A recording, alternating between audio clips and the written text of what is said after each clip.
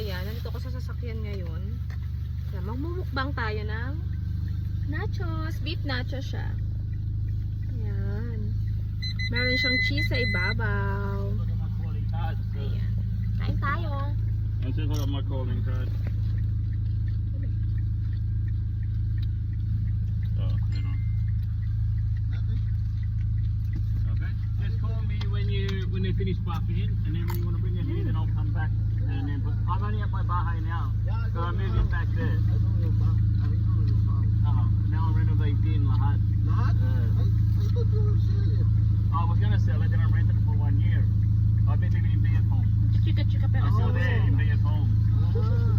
So Ikaw na ang driver. I'm renovating it now, inside and out. Ngayon. And I go back in October. Yeah, okay. Kasi wala siyang sasakyan. Yeah. Ayaw niya sasakyan mo. Hala ba? How's your ano? Ngayon. How's your It's still a little different, but that's it. Alright, I'm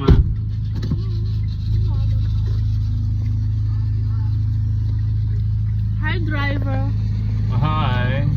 I'm chauffeur, I'm all around.